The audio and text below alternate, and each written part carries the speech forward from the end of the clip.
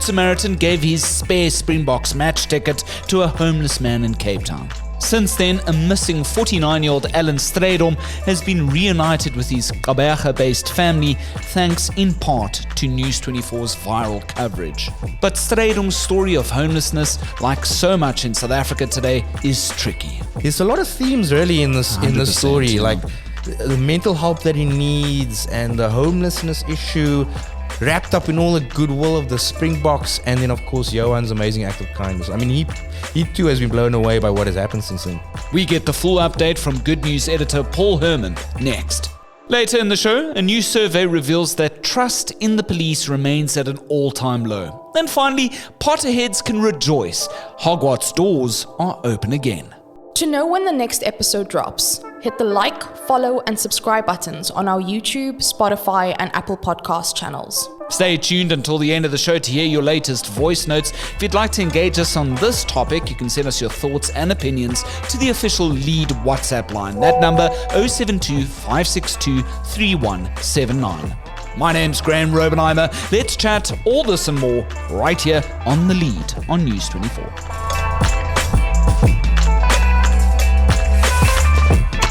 It's not necessarily the fairy tale ending we thought it would be. It's a rather complicated story like so many aspects of modern life. Relatives of a homeless man in Cape Town, known as Luigi, who had gone viral for attending a Springbok match thanks to the goodwill of a fan, have since reunited. That's thanks in part to News24's Good News coverage. Still, the sisters of the man, whose real name is Alan Strydom, face difficult decisions. Bringing us up to speed with this truly unique story is our Good News editor, Paul Herman. Paul, thanks so much. Welcome back to The Lead. Thank you so much, Graham. Great story. I'm happy to chat about it. Absolutely, and you've done some sterling work staying on top of it, tracking Luigi down, and we're going to get to that in a second. But for those who perhaps don't know the story, like my mom, who I so passionately told the story to around the lunch table on Saturday, Paul, let's set the scene first. It's the Springbok games. They're going up against the Barbars, the Barbarians at Cape Town Stadium just late last month. Here's this Bok fan. His name's Johan Kortze. He drives in from Riebeek West, just outside of Cape Town. He's got 2 tickets. Tell us what happens next. At the last moment, his plus one couldn't make it, unfortunately. So he had to find another way. He wanted to get someone else to join him. But I think it was too last minute. People couldn't join him. Obviously, he lives far out. But he wasn't going to miss the Springboks game. So he decided to come alone. And on his way to the stadium, there's a circle close to DHL Stadium. Underneath that bridge he met a homeless man named Luigi. He doesn't know why he started talking to him, but he saw him, he felt sorry for him, he had his clothes on, and they just started striking up a conversation, and Luigi could rattle off the entire starting lineup of the Springboks. He knew Dani Gerber and Nas Botha, and so Johan, just moved by the man's story, thought, you know what, I've got this spare ticket. This guy looks like he loves rugby. Why don't I just take him along? And that's the start of this amazing story. They go to the stadium, they're drinking brandies and coke, they're having their lekker time, they're taking selfies together, right? It looked like they were all chums. I mean, they could have been best friends from what it looked like. I mean, they were even caught on TV as well, Super Sport. So there's that picture doing the rounds as well. I think they just had a ball of a time with the really lovely seats. But in terms of the picture, I mean, Alan, obviously being a homeless man, is seated next to Johan. He's got a black bag on, obviously to protect himself from the wintry rains. I remember in your reporting at one time he goes to the toilet and security guards are seen escorting him out, right? Well, that's correct. I think the security must have seen him and asked him, what are you doing here? Who are you with? And he took the security guard with him to Johan. Johan cleared everything up. He said, no, he's with me. He's my partner or my client. Yeah, he's his 2 tickets. I invited him along. So, it's one of those things, I guess, that follow him around as being a homeless person. 100%. But in this case, Johan could vouch for him. Yeah. But the game comes to an end. They leave the stadium precinct. Everybody's now getting their Ubers. They're getting their fast food. Maybe they're going to the pub. There's Johan. He's got to go back to Riebeek West. And, he's walking with Luigi and he gives him all the money in his wallet, right? We thought this would be the end of the story. I think he had some cash in his wallet. He said, yeah, go buy yourself at McDonald's. I hope we get to see each other again. And Johan made a promise that he would see each other again. Not knowing much he learned a little bit about him, or at least what Luigi, who would come to know later, his real name is Alan, told him about himself. And we thought that was the end of the story, right? And it wasn't, because Paul, as our good news editor, decided, listen, I want to track Alan down. I want to go and speak to Alan and myself, right, and pick up on the story. I remember after our previous chat on the lead, Paul, you said, you went out the night before to go and see around that particular Cape Town Stadium precinct. There by the tunnels, by the My City ticketing offices, so that's the local buses here in Cape Town, you wanted to go and see if he was still perhaps there. And you struggled to find him at first, right? Yeah. So fortunately, I live in Sea Point, so I was very close by to where he was supposedly staying, according to Johan. So I think for 3 nights in a row, I looked at like hotspots in the Cape Town area. There's a good couple of them that are well known. And I took my little scooter and I drove. It was quite cold that week, but I was trying to find, because I just thought it was a great story. So many people were so happy about it. I wanted to just find out a little bit more, like, who is Luigi? Like, who is this man? I had no success under those 3 nights, unfortunately, until his family emailed us.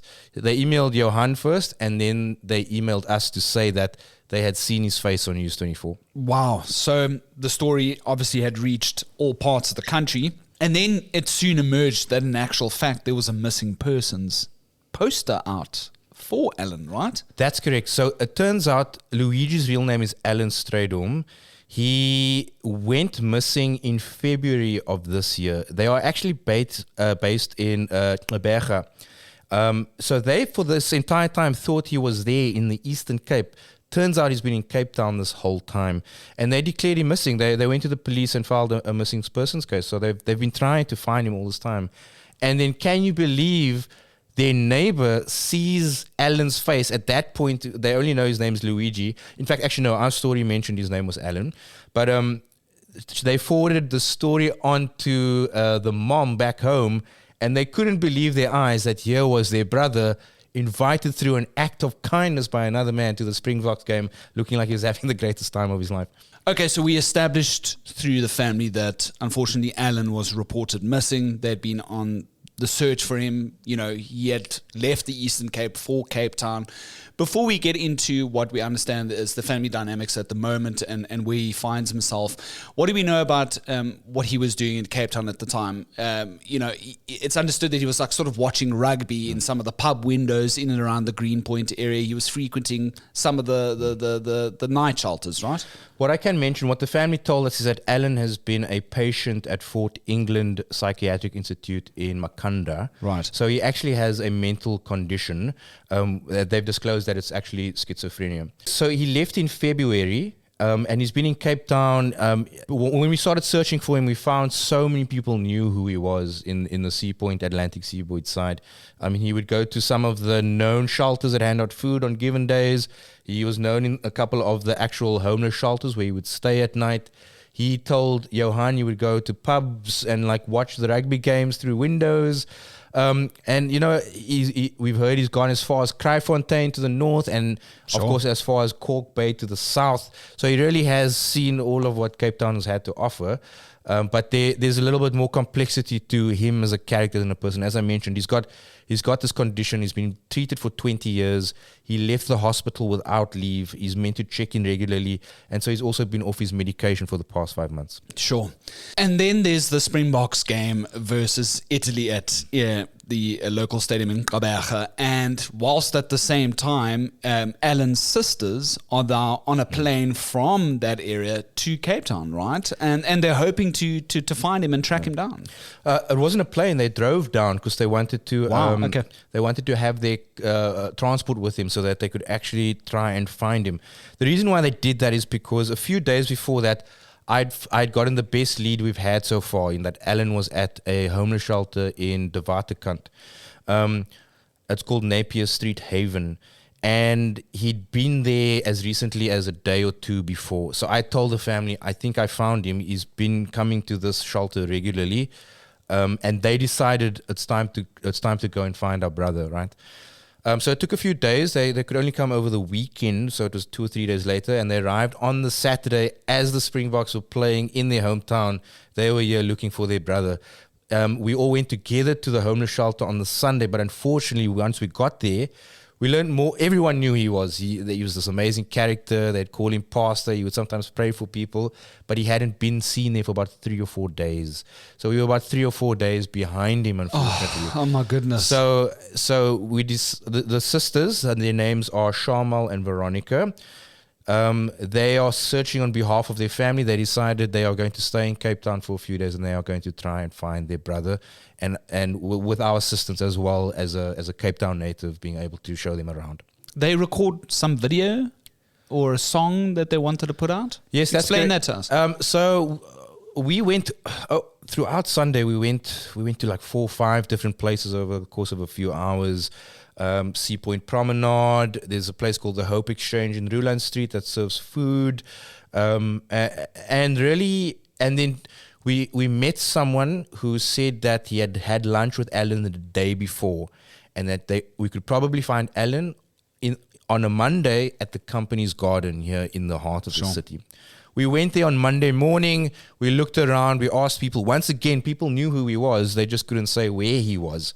And in there, we recorded a little message and a little video for him, just to say the sisters wanted to get a message to him. We are looking for you. We are here. We just want to talk to you, and please just let us know where you are, in the hopes that it will help us find him. Adlan was just a character. He would sing this song called Lekker Lekker Jam en Brood. So, and they included that in the message to them. They wanted to really remind him that this is our brother, and we want you to come back. He's got all sorts of quirks, of course, and interesting stories to tell. He's 49 years old. He's their eldest brother. They were enjoying Cape Town as well. They said it's very beautiful, and on some level they said we can understand why he wants to be here. There are shelters in Cape Town that will feed you. There are areas you can go where you can find a bed, and perhaps on that very basic level he was perhaps enjoying the freedom. It is speculative. You're listening to the latest edition of The Lead on News 24 with Graham Rowenheimer. If you've got an opinion on what you've heard so far, drop us a short voice note on our WhatsApp hotline. That's 072 562 3179.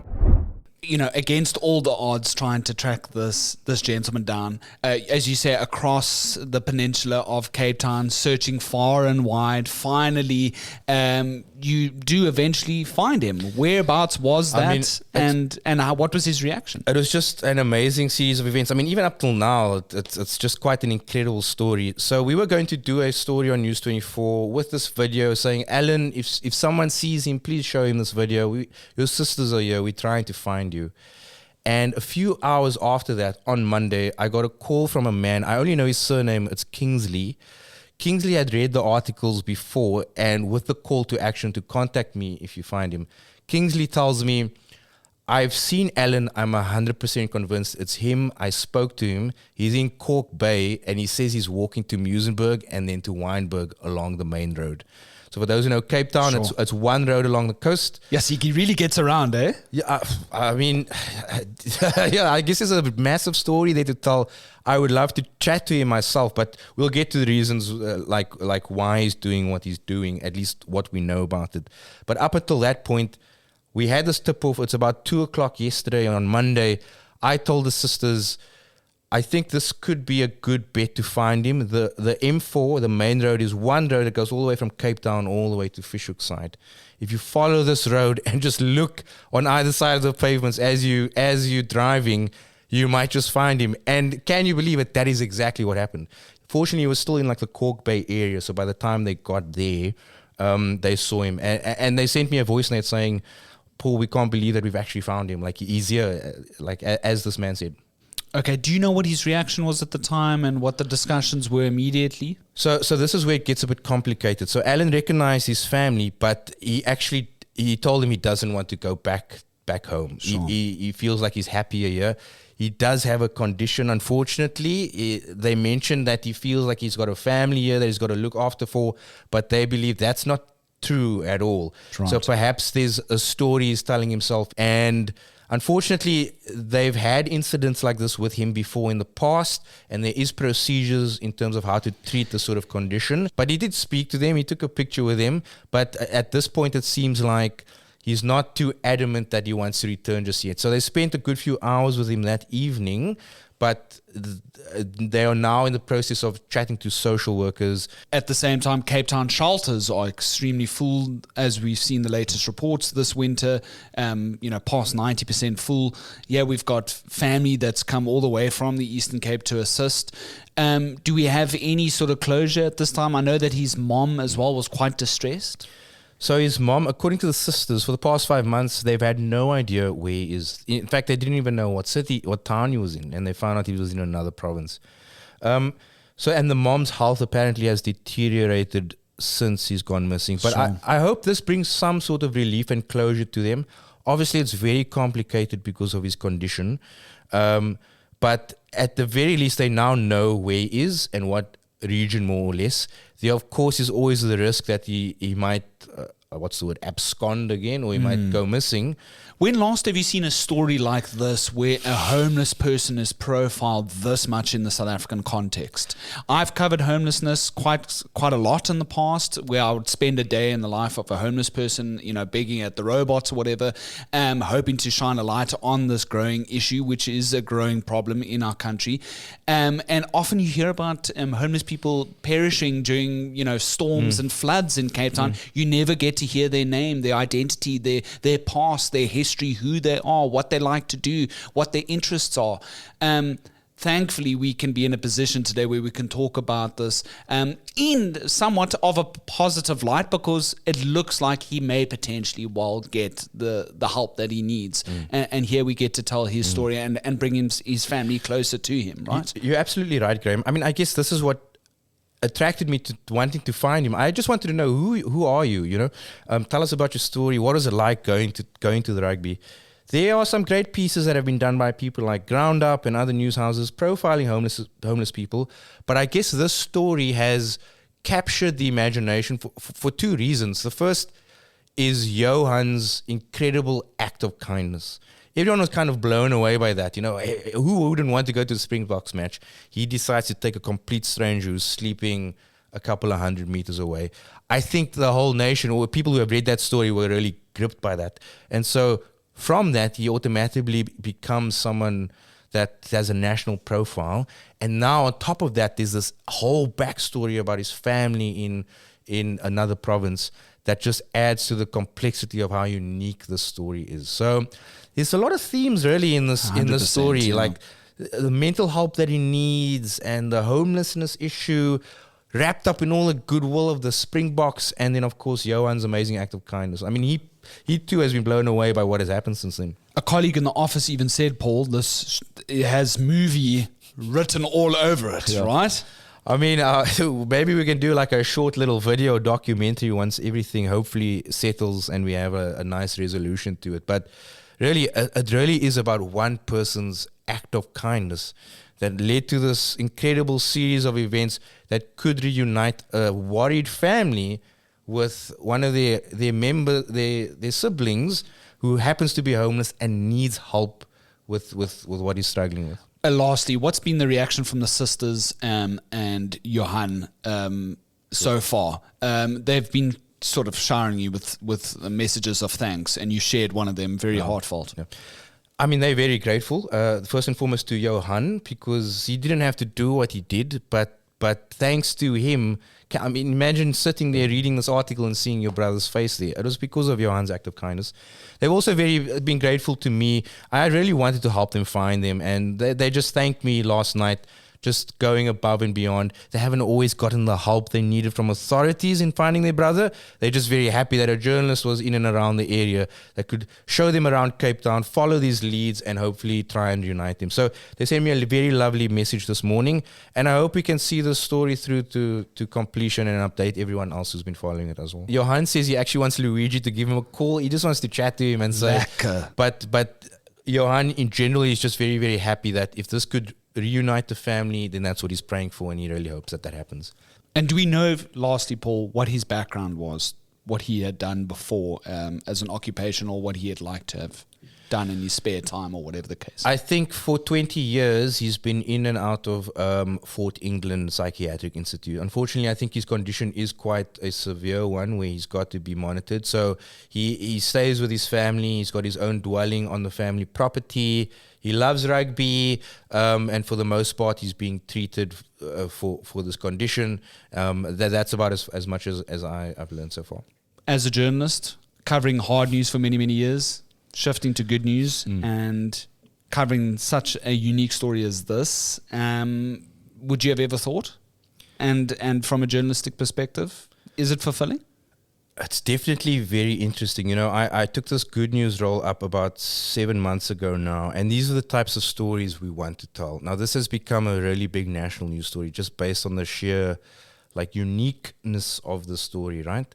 But when there's something fulfilling at the end where you can reunite someone, it's always incredibly good as a journalist. You know, I genuinely just want to tell great stories to South Africans that they can be interested in. And now, in this role as part of the Good News Desk, I've been a news reporter. I've been in politics. I was in Parliament when presidents were elected and resigned. So those are all interesting. But the ones you tend to remember are these human interest stories where you could provide help for someone. So I hope this is the case. It seems like at the very least, they've got some sense of closure, and that's very rewarding as a journalist, especially now as the good news editor. We could share genuine good news, not only with his family, but with our readers as well. This is the power of the Good News Desk at News 24. What else are you working on at the moment? I always like to put you on the spot. On the Good News Desk this coming Friday, July 18th, it's Mandela Day. We teased this the last time, if you were listening to the lead. We have profiled 30 young, extraordinary South Africans who are doing amazing things across 6 different categories. They are called Young Mandelas 2025. So we just want to bring you lovely, lovely stories about young South Africans doing amazing things in their field, and we hope it inspires you to also be a Mandela of your own. In the meantime, if you want to read Paul's piece, it's called Finding Luigi, Sisters Find Homeless Box Superfan After Long Drive and Search in Cape Town, still trending on the front page of News 24. Shifting to our trending topic now, and off the back of news that the president's okayed the establishment of yet another commission of inquiry, this time into policing and the justice system as we know it. A yearly study by the Human Sciences Research Council now finds that only 1 in 5 South Africans trusts the SA Police Service. The SA Social Attitude Survey reveals that only 22% of people in this country queried felt that they could trust our men and women in blue, considered to be at an all-time low. This is understood to have been the case for the past 3 years at least, with the Marikana massacre and the July riots not helping the SAPS's case. As News 24's Nicole McCain reports, criminologist Guy Lamb believes wider public issues like state capture and the COVID-19 lockdowns may have affected people's perceptions as well. Lamb reckons the overall view that the police are generally unresponsive, unprofessional and corrupt persists, and that urgent reforms are needed.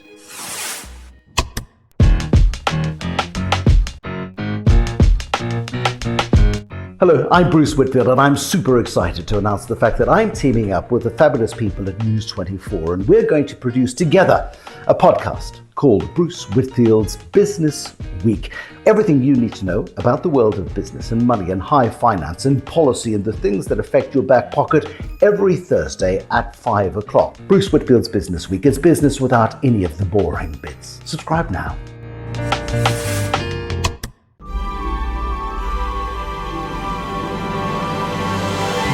And finally, Potterheads rejoice. The Boy Wizard is back with news that the HBO original Harry Potter series is now in production. The streaming service's Instagram account posted a picture of young actor Dominique McLaughlin, dressed as the boy who lived, holding the official Harry Potter film clapperboard on set. It's slated for release sometime in 2027, although no official date's been given as yet. We know, though, that the new cast will be filming episodes over the next decade at least, including Hollywood star John Lithgow as Dumbledore and Nick Frost as Hagrid. Not everyone's stoked with the retelling of the story on the small screen, though, citing casting choices and the lack of a need for a reboot at all. What say you? Drop us a voice note, 072 562 3179. Listen Up is News 24's sharp new podcast, where hosts Tim Cohen and Mark Barnes cut through the clutter with bold takes and unfiltered insight. They're not fighting for the good of South Africa. And so this is degenerated into a series of tit-for-tat spats. How's that for a bit of poetry early in the morning? Smart, punchy, and unapologetically real. President Ramaphosa has explained why he did it, and the reason he did it was because he said that people weren't allowed to go to America, and then Andrew Whitfield did, and then there's a dispute about whether or not he asked. Catch new episodes of Listen Up every Tuesday on News 24 or wherever you get your podcasts. I know a lot about this. Not really. Yeah, but there we go. Here goes. You can be the accused for a change. Yeah. From poor levels of trust in our police to a homeless box superfan reunited with his family. That's already our second show for the week, and we appreciate all the voice notes you've sent in over the last short while in response to our last edition. That's what to expect from the inquiry into SAPS capture with Karen Morn. We spoke to her about how Mbuyiseli Matlanga, who's the retiring acting Deputy Chief Justice, will now be chairing the country's umpteenth Commission of Inquiry. This time it will be broadly looking into alleged criminal and political interference in the South African Police Service. Let's hear what you had to say. Good evening. The Commission of Inquiry into police capture is just a waste of time, money, energy, and state resources. Ramaphosa should have just deleted the minister.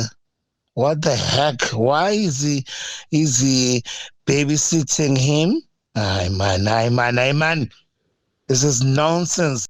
Nothing is going to happen. You can remember state capture. What happened is a state capture. They set up a commission of inquiry, wasted a lot of taxpayers' money. What happened at the end of the day? No one is held accountable. No, it's been long. We knew that South Africa has been captured by the mafias, and also that our leaders are into it also.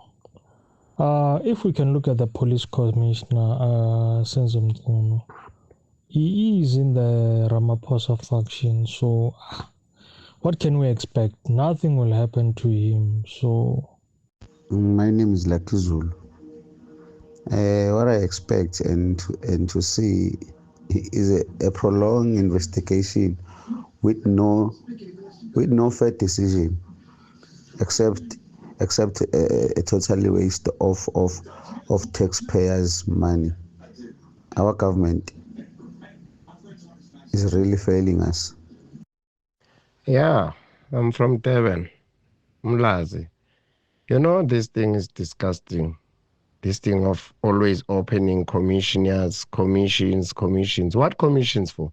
This is a criminal matter. People should be prosecuted. The case should be opened and people become carcerated and being prosecuted. That's it. Evening, the lead. Me, I'm Mr. Linda Enzele. There's something I just want to say. I don't want to be long in this voice note, but there's one thing I want to be clear of. People have spoken on the ground. I'm from Soweto. People are fed up with the ANC. The president should have acted yesterday. Unfortunately, did not. You cannot tell us that you'll have a family meeting at 7, then you come 30 minutes later at 7:30, then you spend only 10 minutes to address us. So it doesn't work like that. So people have spoken that come 2026, local elections, they won't come back. Dladla Mkhwanazi must go to arrest Senzo Mchunu. Only thing we need. This thing about an investigation, we must leave it because it doesn't work. Never work. Thanks so much for your voice notes. I really do appreciate it. Keep them coming. You know the official Lead WhatsApp line. That number's 072-562-3179. And our mails can be sent off to thelead@24.com. My name's Graham Robenheimer, and so long as there's news, we'll always have The Lead.